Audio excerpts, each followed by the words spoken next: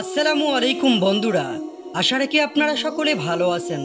বন্ধুরা, আজকের ভিডিওতে আমরা বলবো মৃত্যুর পর আত্মা কোথায় যায় এবং তার সাথে ঠিক কি কি ঘটে সেই সম্পর্কে একটি বিস্ময়কর ঘটনা, যা শুনলে আপনার মন ছুঁয়ে যাবে ইনশাল্লাহ। বন্ধুরা, মানুষের মাউতের আগে যখন মালাকুল মাউত রুহু কবজ করেন, তখন মৃত ব্যক্তি বুঝতে পায় মৃত ব্যক্তির লাশ কবরে দাফনের পর তোমার রবকে, তোমার ধর্ম বা দিন কি, তোমার নবী বা রসুলকে। এই তিনটি প্রশ্ন এবং উত্তরের জন্য কবরের মৃত ব্যক্তিকে তাৎক্ষণিকভাবে প্রাণ ফিরিয়ে দেওয়া হয়। ওই সময় শুধু নাভি পর্যন্ত জ্ঞান বা চেতনা শক্তি থাকবে। নাভির নিচ থেকে বাকি অংশ প্যারালাইসের মতো চেতনাহীন থাকবে। নাকির এবং মুনকির ফেরেশতাদ্বয় মৃত ব্যক্তির সওয়াল এবং জবাব শেষে পুনরায় রুহু কবজ করা হবে, অতঃপর পুনরায় মৃত্যু হবে। সূরা আবাসাতে মহান রব্বুল আলামিন ঘোষণা করেন যে অতঃপর মৃত্যু দেন এবং তাকে কবরস্থ করেন। মানুষের জীবিত আত্মা, রুহু এবং দেহ মিলেই মানুষের জীবন। আর রুহু যদি আলমে আরওয়াহের জগতে চলে যায়, তাহলে ওই দেহটি নিষ্প্রাণ, অর্থাৎ মৃত্যু। শরীরের যে কোনো একটা অংশে আঘাত পেলে মানুষ কষ্ট পায়, যন্ত্রণা ভোগ করতে হয়। মানুষের শরীরের আসল অংশ হলো রুহু। সেই রুহু বের হয়ে আলমে আরওয়াহ অর্থাৎ রুহের জগতে গিয়ে যদি সিজ্জিনের আযাবে পতিত হয়, তাহলে সেই দেহ তথা জিসিমের ওপর আযাবটা বর্তায়। কেননা কিয়ামতের দিবসে কবরের সেই নিষ্প্রাণ দেহকে প্রাণ দিয়ে কবর থেকে পুনরুজ্জীবিত করা হবে।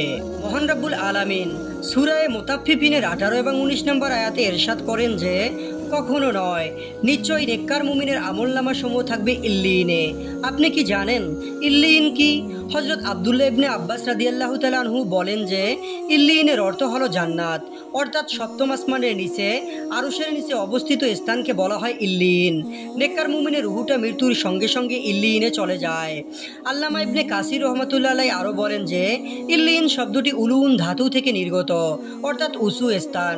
যখন কোনো জিনিস উপরের দিকে উঠে যায়, সেটা সম্মানিত হয়ে যায়। হযরত ইবনে মাসউদ রাদিয়াল্লাহু তাআলা আনহু থেকে বর্ণিত যে সিজ্জিনে জাহান্নামী পাপাচারীদের রুহু বা আমলনামা সমূহ রাখা হয়। হযরত ইবনে কাসির রহমাতুল্লাহ আলাইহি হযরত ইবনে রজব রহমাতুল্লাহ আলাইহির অধিক সংখ্যক হাদিসে বর্ণিত করেন যে জাহান্নামীদের জন্য সিজ্জিন বা শাস্তিখানা বন্দিখানা হলো 7 নম্বর জমিনের নিচের স্থান। যেমন 7 আসমান এবং 7 জমিন। 7 নম্বর আসমানের উপরের উঁচু সম্মানিত স্থান, মর্যাদাওয়ালা জায়গা হলো নেককার মুমিনের জন্য। আর জমিনের 7 নম্বর নিচের স্থান হলো বদকার পাপাচারী জাহান্নামীদের স্থান, আর সেই জায়গাকেই বলা হয় সিজ্জিন।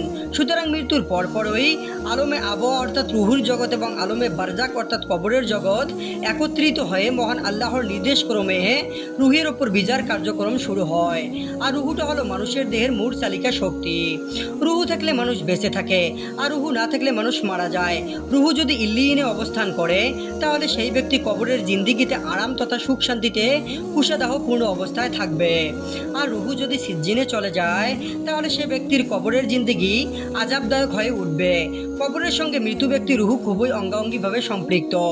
রাসূল পাক সাল্লাল্লাহু আলাইহি সাল্লাম একদা কবরস্থানের পাশ দিয়ে যাওয়ার সময় একটা কবরে আযাব হচ্ছে বুঝতে পেরে তিনি ওই কবরে মৃত ব্যক্তির কবরের বুক বরাবর একটা তাজা কুল গাছের ডাল ভেঙে ওই আযাবকৃত কবরের উপরে ওই কুল গাছের ডালটি পুঁতে দিলেন।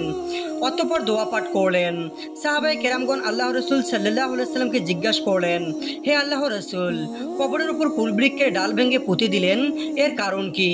ততদূরে আল্লাহ রাসূল সাল্লাল্লাহু আলাইহি সাল্লাম বললেন যে ওই কবরে মৃত ব্যক্তির উপর আযাব হচ্ছে, আর তাজা বৃক্ষের ডালটা ওই কারণে পুঁতে দিলাম যাতে বৃক্ষরাজি লতাপাতা ও মহান আল্লাহর জিকিরে লিপ্ত থাকে। ওই গাছের ডাল এবং পাতাসমূহ মহান আল্লাহর জিকির করার কারণে ওই মৃত ব্যক্তির কবর আযাব লাঘব হবে। বন্ধুরা, ভিডিওটি যদি ভালো লেগে থাকে চ্যানেলটি সাবস্ক্রাইব করবেন, অবশ্যই ভিডিওটিতে একটি লাইক করবেন। সকলেই ভালো থাকবেন। ধন্যবাদ।